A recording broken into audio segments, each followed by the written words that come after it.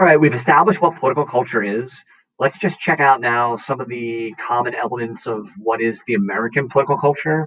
These are six things on the screen that are often considered to be part of our political culture as a country. And again, not every American thinks this way, but this is sort of like the collective attitudes and values of the American sort of like public. Think about like liberty and freedom.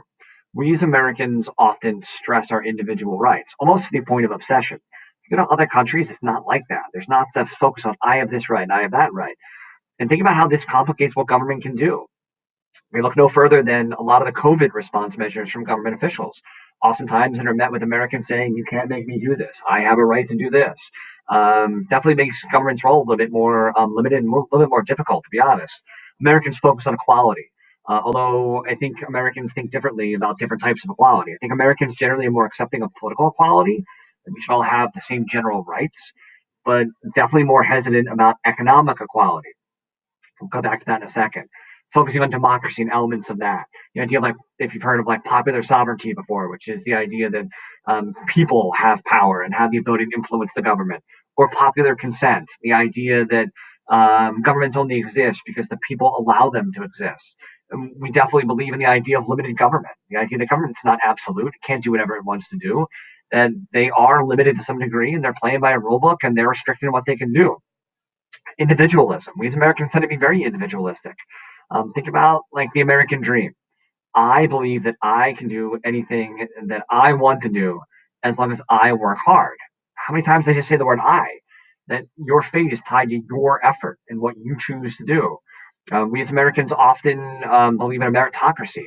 That those that have in our society, it's because that somehow they did something more correct than those that don't have. It's probably an unfair way to look at society, but it's how many people look at it. And think about the focus on individualism, like individual good over collective good. It's not like that in many other countries, where other countries put the collective good ahead of the individual good. Like distrust of authority. Americans tend to be very skeptical and distrustful of government. A lot of the events that transpired over the last 50 years in American history have led to this. Think about how that complicates what government does. Whether it's the Vietnam War, Watergate with Nixon, or the Clinton and Trump impeachment scandals, the controversial 2000 election results where President Bush is elected, or President Bush's controversial response to Hurricane Katrina in New Orleans. People are very skeptical of government. And the idea of American exceptionalism. We Americans often believe that what we do is correct and what others do is wrong, and that we're justified in spreading our values.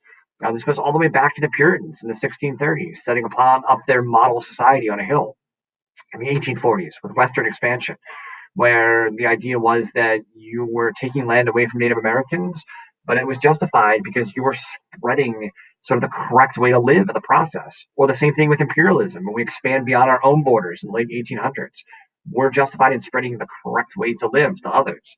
Or the Cold War in the 1950s, where we live the right way and we're spreading those values. The communists, the Soviet Union, they lived the wrong way. And you see all of these things. And like, think about it, right? So, like the Swedish flag up on the screen. Not every country has the same set of like values as we do. Like I mentioned, we tend to be very individualistic. We believe oftentimes in individual good. Whereas societies like Sweden, their political culture tends to emphasize collective good. They're willing to pay higher taxes if that means that maybe everybody could have access to healthcare or educational opportunities. Where we as Americans are very skeptical of that. Like we want lower taxes. Don't take from me to give to others. Or like in Sweden, many times there have been laws that have been experiencing widespread support in which people favor limiting top income, right? So that, like for example, the CEO in the company can't make more than 12 times what the lowest paid employee in the company makes. Americans wouldn't necessarily favor that because that would put a limit on what they can make on the upper end. So again, political culture is the values that you as a society share, and every country has a different set of political sort of like cultural values, and that definitely leads to different expectations on government and what government can do.